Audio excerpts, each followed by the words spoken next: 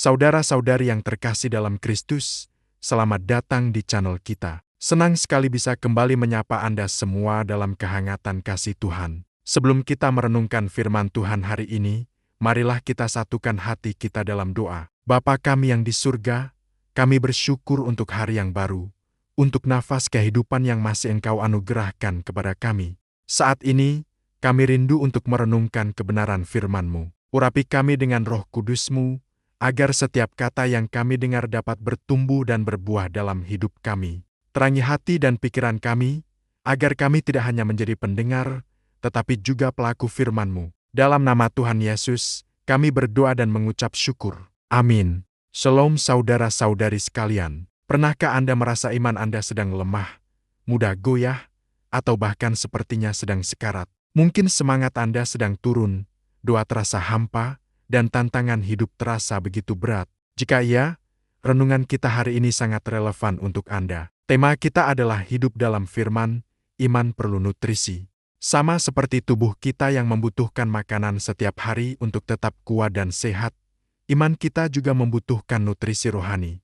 Tanpa asupan gizi yang cukup, tubuh kita akan menjadi lemah, lesu, dan gampang terserang penyakit. Begitu pula dengan iman. Iman tanpa nutrisi akan menjadi iman yang kurus, rapuh, dan mudah tumbang ketika dihadapkan pada badai kehidupan. Lalu, apa nutrisi terbaik untuk iman kita? Alkitab memberikan jawaban yang sangat jelas. Dalam Roma 10 ayat 17, Rasul Paulus menulis, "Jadi, iman timbul dari pendengaran, dan pendengaran oleh firman Kristus." Ayat ini menjadi fondasi kita hari ini. Iman kita tidak muncul begitu saja dari ruang hampa. Iman kita lahir, bertumbuh, dan dikuatkan melalui pendengaran akan firman Kristus.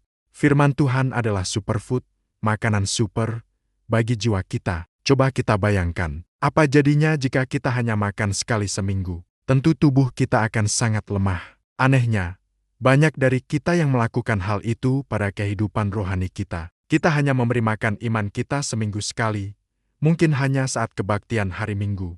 Kita mendengar khotbah, lalu selama 6 hari berikutnya, iman kita berpuasa dari firman Tuhan. Hasilnya, iman kita menjadi kerdil, tidak berdaya saat menghadapi masalah, dan mudah putus asa. Kita bisa belajar dari teladan sempurna kita, Tuhan Yesus sendiri. Ketika Ia dicobai oleh iblis di padang gurun, seperti yang tertulis dalam Matius pasal 4, apa yang Yesus gunakan untuk melawan setiap godaan? Dia tidak menggunakan kekuatan ilahinya secara langsung, tetapi Ia selalu menjawab dengan satu kalimat ampuh, ada tertulis. Yesus menggunakan firman Tuhan yang hidup dan berkuasa sebagai senjatanya. Ini menunjukkan betapa pentingnya firman Tuhan mendarah daging dalam diri kita, sehingga saat pencobaan datang, kita siap untuk melawannya dengan kebenaran. Bapak Reformasi Gereja, Martin Luther, pernah berkata, Alkitab bukan hanya sekumpulan tulisan kuno untuk dibaca. Alkitab adalah buku kehidupan yang harus kita jalani. Perkataan ini sangat mendalam.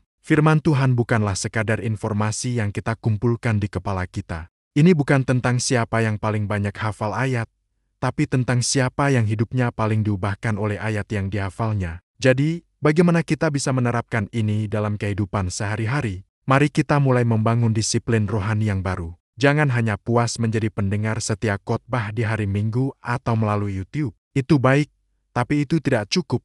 Ambil komitmen pribadi untuk membaca Alkitab setiap hari. Mulailah dari beberapa ayat.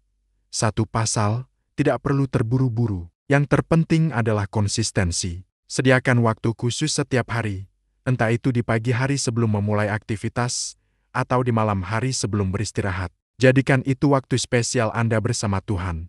Saat Anda membaca, jangan hanya sekadar membaca. Renungkanlah, tanyakan pada diri Anda, apa yang Tuhan ingin sampaikan melalui ayat ini? Bagaimana saya bisa menerapkannya dalam pekerjaan saya, dalam keluarga saya, dalam hubungan saya dengan orang lain hari ini? Dengan begitu, firman itu akan menjadi hidup dan relevan. Saudaraku, tujuan utama kita berinteraksi dengan firman Tuhan bukanlah untuk menambah informasi, melainkan untuk mengalami transformasi. Kita ingin diubah dari hari ke hari menjadi semakin serupa dengan Kristus. Dan perubahan itu hanya bisa terjadi ketika firman Tuhan menjadi nutrisi harian yang membentuk cara kita berpikir, cara kita berbicara, dan cara kita bertindak. Mari, jangan biarkan iman kita kelaparan. Berikan nutrisi terbaik yang dibutuhkannya setiap hari, yaitu firman Tuhan yang hidup. Maka Anda akan melihat iman Anda bertumbuh kuat, kokoh, dan mampu bertahan di tengah badai apapun. Mari kita tutup renungan kita dalam doa. Bapa yang baik, terima kasih untuk firman-Mu yang telah mengingatkan kami hari ini. Ampuni kami jika selama ini kami sering melalaikan nutrisi rohani kami. Ajar kami untuk mencintai firman-Mu, untuk merindukannya setiap hari seperti kami merindukan makanan. Beri kami kekuatan dan disiplin untuk membaca, merenungkan, dan melakukannya. Ubahlah kami melalui kebenaran-Mu, agar hidup kami memuliakan nama-Mu. Dan sekarang, terimalah berkat Tuhan. Tuhan memberkati engkau dan melindungi engkau. Tuhan menyinari engkau dengan wajah-Nya dan memberi engkau kasih karunia. Tuhan menghadapkan wajah-Nya kepadamu dan memberi engkau damai sejahtera. Dalam nama Bapa, Putra, dan Roh Kudus. Amin. Terima kasih sudah bergabung hari ini. Jika Anda merasa diberkati, jangan lupa untuk like, bagikan video ini kepada teman dan keluarga Anda, dan subscribe channel ini agar kita bisa terus bertumbuh bersama dalam iman. Sampai jumpa di video selanjutnya. Tuhan Yesus memberkati.